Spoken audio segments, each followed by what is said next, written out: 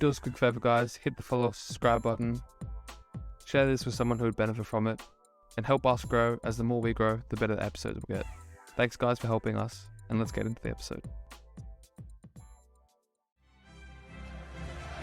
And he's here. He is here. Cristiano has entered the building. Welcome, wherever you are, to the Old Trafford Theatre.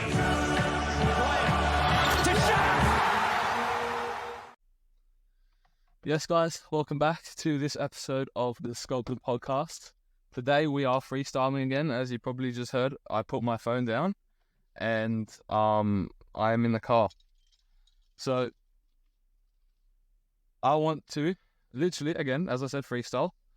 And at the moment, it's a little bit, there's a few topics on my mind because I'm in the process of doing things that I haven't had to do before. Now, you may think, for me, it's back into the routine as if I was never injured and X, Y, and Z. Now, it is, don't get me wrong, but it's definitely easier for me to do it than it would be for anyone else. But I do have to reiterate it to myself, naturally, because these things, once were habits, are now untrained. So getting back into it is something that, one, I know how to do it, which maybe others don't, but there is still the process. So I do know the processes because, I knew what they were prior, but I still have to build up to it, and it's not perfect. I actually have to schedule in essential failure. Now, what I want to talk about is getting back from being bedridden to back to 100%. And there was fault in my initial discovery, you could say, which is I anticipated I would be back into it too quickly. So I thought that as soon as I was able to start exercising again, I'd be at 100%. So 1 month after surgery, I thought I'd be back into 100%. Now 10 weeks after surgery, so 2.5 months, I'm only now probably at 100%. But when I mean 100%, I don't mean that I'm able to train as much as I used to. I just mean if I was to batter myself for one session a day, I could probably get through it. The next day would take a hit, and honestly, the next day has been taking a hit. Like, I'm feeling it at the moment. Now, a big problem for me was the fact that I lost so much muscle because it wasn't just the surgery for me. It was the travel for the past 6 months and the trials. So for me, it wasn't just this surgery where I lost muscle. It's been the whole 6 months almost. So that did definitely affect my ability to get back to 100%. But that was something that I had to almost sacrifice to a degree. But I'm aware of it. And what I want to talk about is going from being bedridden for a month, right? Not being able to walk. And bear in mind, this is a weird surgery, right? Most players who have an injury, they have a whole recovery period where they're working alongside a physio. They're working on strengthening that muscle again because they've been out for so long, or maybe they haven't been able to move a certain part of their body for so long. And maybe, for example, a leg, they've lost all of their muscle in their leg, they've lost all of their stability, they've lost everything in that leg, and therefore they actually have to build their way back into it.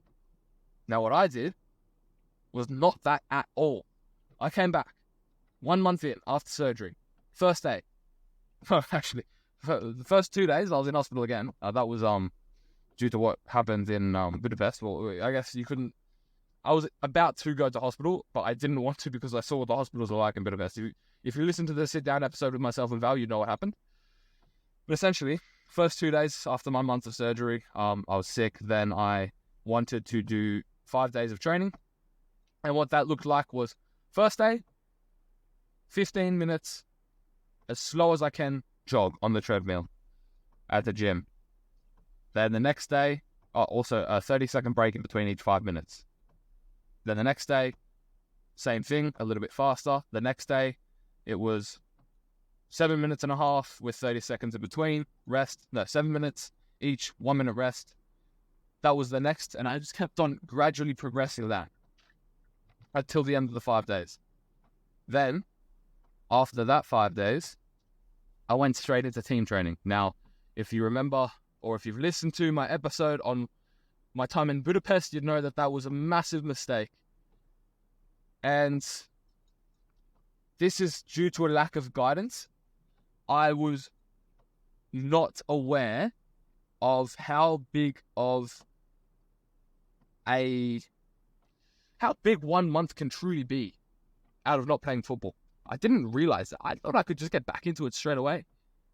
And that wasn't the case. Now, there was a degree of pressure in terms of me trialing with a team immediately. And that wasn't due to me. That was due to me owing people things. Because I had been networking behind the scenes saying, oh, okay, I'm in Hungary, and I didn't tell them about the surgery. Because typically it takes a while for you to actually confirm a trial. So if I speak with an agent or X, Y, and Z person who's helping me get a trial, coach, manager, sports coordinator, whatever, it might take anywhere from 2 weeks to 4 weeks until I actually go on that trial, okay? So I was doing it ahead of time. So by the time that I actually was able to be back into, let's say, training, where I would be doing, my own work and I'd be supervised, essentially, I never had that period.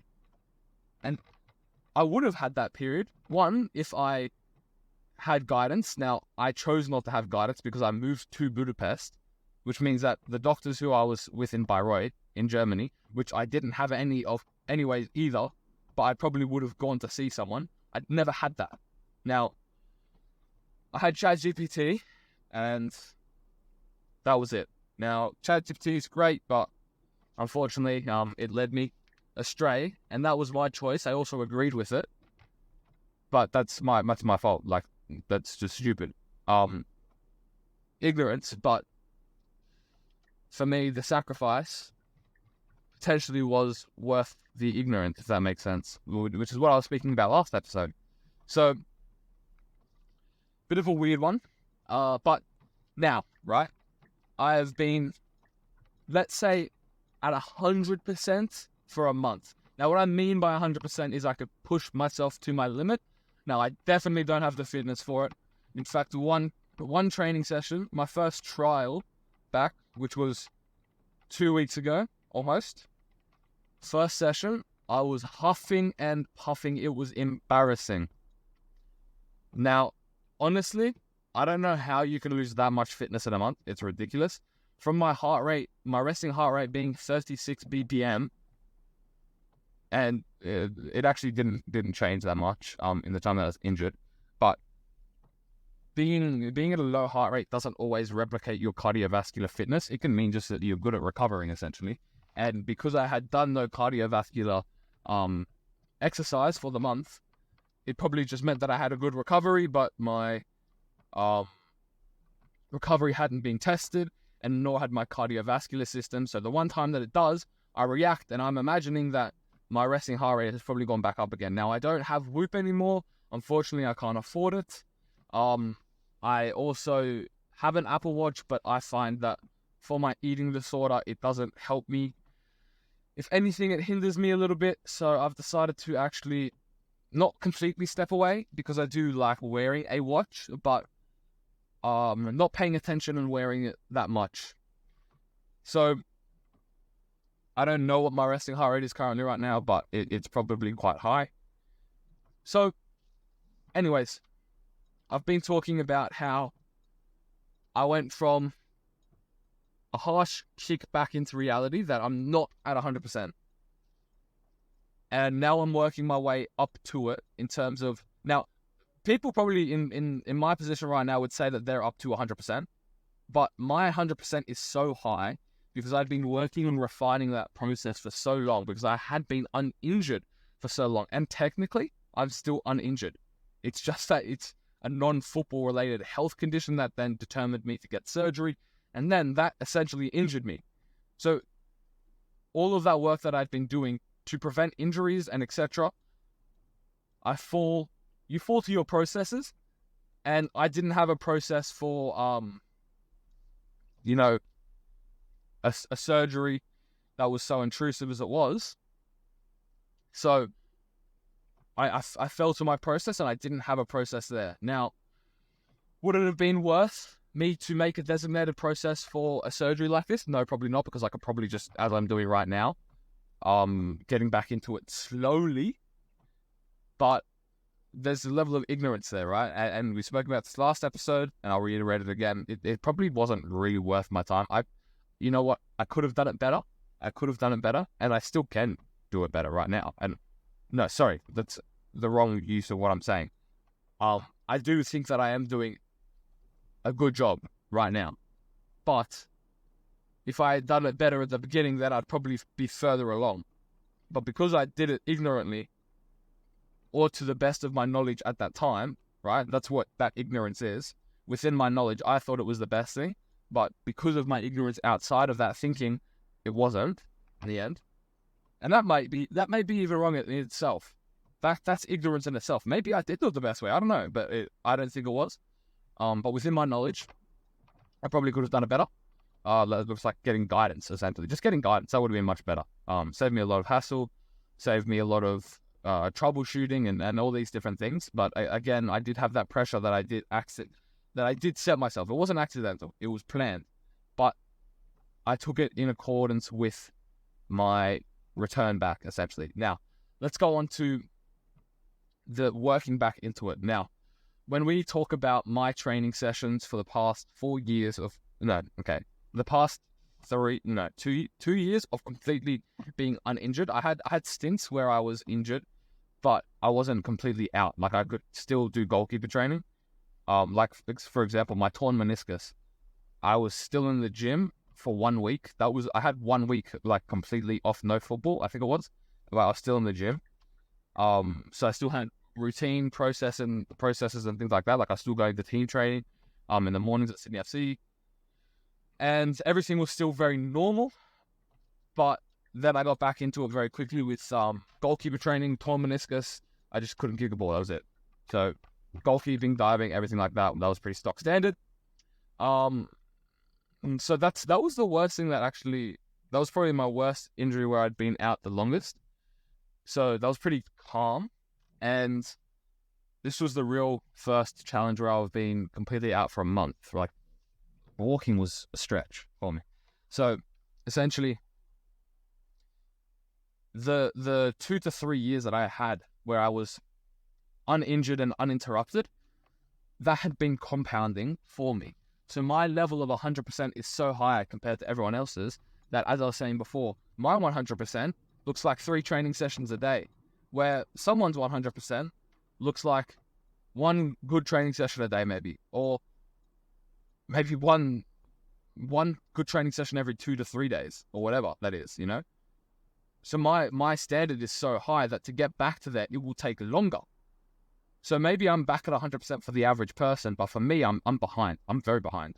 I've still got to get my gym sessions in at the moment, because I'm not doing gym sessions because I'm feeling my body being sore, and I'm talking like muscularly sore, as if I did a gym workout just from team training, right? So I'm not going to put it any more onto me. I could do it, but that would be unwise, especially because I'm trialing. I need to be at my best for trials. But for example, I'm building my way up to 2 sessions a day. Now, what that looks like is I'm starting with doing walks throughout my day. Now, I have already done double sessions. Okay, I'll be 100% transparent. I can't avoid it sometimes. Sometimes I'll have a trial in the morning and a trial in the evening. So I can't always avoid it. But I will be working my way up to the 3 sessions a day. So 2 football, 1 gym, 1 recovery. So what that looks like is, for me, the best analogy that I think there is for essentially building myself back up to where I was and then going beyond that is, firstly, not getting injured again. that helps. So what that looks like is also doing injury recovery, my stretching, my mental work as well. All of that stuff, okay? So that's a must. But on top of that, it looks like the analogy, I'll say, is progressive overload builds a compound. Now, progressive overload may be a new term for someone who doesn't go to the gym, but if you go to the gym, you should know what progressive overload is. And it's, as its most simplest form, improving every time that you do something, the same thing again, you just improve it a little bit. Whether it's your technique, whether it's your form, whether it's the duration, whether it's the effort, whatever that is, you're just improving that little by little. So essentially every single session that I do, gym, no, okay, well, I'm not doing gym at the moment, but football, whatnot, I'm just trying to improve little by little. Now, the biggest difficult thing for me is that I'm not doing my individual training in terms of daily. I do it when I am not trialing, but at the moment I'm trialing every day. So the only day where I'm not trialing is a Saturday. So that's the only day that I actually get to build on the last individual session that I did, because bear in mind, I don't have the luxury of choosing how much effort, duration, or whatnot I put into a trial. So I am burdened by that, and my natural progression of progressive overload is hindered naturally. So there is fault to that, but that is something that I do have to deal with because I need to find a team right now. So I have to deal with that. It's not ideal, but I can work around that. That's no issue. It will maybe hinder my progress in terms of speed, but I will have to deal with that and sacrifice that. So I do it. Now, I'll give you an example. Now, I don't have a very strong upper body in general, and I never have, which is why I continue to not have a strong upper body today. I also don't necessarily want to train it that much, just because when you shorten your muscles through hypertrophy, you're shortening your range of motion, you're shortening quite a few things. So for me, when you look at a goalkeeper, they don't typically have a massive chest, they don't have biceps or anything like that. You want your range of motion to be as long as possible as a goalkeeper, and especially when I'm not the longest or tallest goalkeeper, range of motion is important. Therefore, I don't focus too much on my upper body strength. I focus more on explosiveness. But that was a bit off topic. The main thing I wanted to say with that is 20 push-ups for me is a struggle. Now, I'm not talking about like poo form push-ups. I'm talking like good form push-ups, or at least good enough for me to improve on. So I'm just building just one more push-up every day, or just a little bit better technique every day, and building upon that. Now, if you think about that with training, in an ideal situation where I'd be working up back to 100% outside of team training or trials, it would be, okay, 5 minutes more. And if it's not 5 minutes more, maybe at the end when I normally do my 15 minutes of juggling, I make that 10 minutes of juggling and 5 minutes extra of a bit more intense work. And I'll work my way up to an hour 15 where I'm doing full intensity training. And by the end of that hour and 15, I do my 15 minutes of juggling. And that's me done for my first session. The second session, I'm doing a bit of either ball mastery, a bit of activity, a bit of footwork. And I'm doing it at a very low energy level so that I keep my energy for the next training session. So my second session isn't intense. Okay, sometimes it is, but I typically try and make it tapered for the game day. Okay, so firstly, if it's a Monday, then a second session could look a little bit, more intense, and then it just tapers off towards the end of the week. Then on the match day -1, I'll try not to do a second session. So just gym and football training.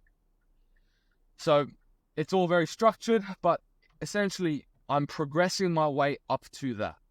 And that doesn't come overnight, which is something that I did have to learn.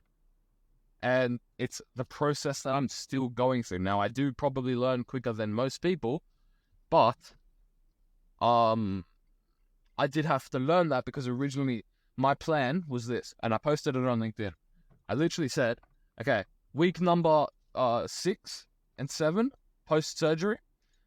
Week number 6 is getting myself up to an hour and 15. So I was starting off at like 50-minute training sessions, then 55, then an hour, then so on and so forth. And then I had 2 rest days on the weekend. So that was what I thought I was working my way up to. And then I would build on that for the next week. And then I was adding second sessions already week 7. Now, that is not the case. I'm not even at double sessions yet, right? I said I've had a few here and there, but that's only because I've been forced into it. Now, I've dealt with it, but my body's taking a hit. Like, I'm feeling it at the moment. So, I've given a lot of personal anecdotes there. But the main thing that I want you to take away is that compound effect that I've had. Why that was disrupted and how you can start building it. Now, I'm not in a good situation in terms of building that back up right now. I will have to build this up in a few months' time. But right now, I need to get myself a team, then I can start focusing on building that up again. But if you're in an ideal situation, which not many people are, but say if you're not in as much of a high-stakes situation as me, not saying that I am in a high-stakes situation, but if you were just an average civilian going to the gym and building back up into that, then you're pretty calm. So essentially just progress, get better every session, whether it's intensity, duration, or your RPE, whatever it is, just slowly progress each day. That goes for anything. This could be you're off track from doing something, like maybe you've been less productive. Just be a bit better tomorrow. Maybe you're out of the gym for a while, just lift a bit more tomorrow. Go for a bit longer. Whatever it is, progressive overload and doing it that way is the best way of success.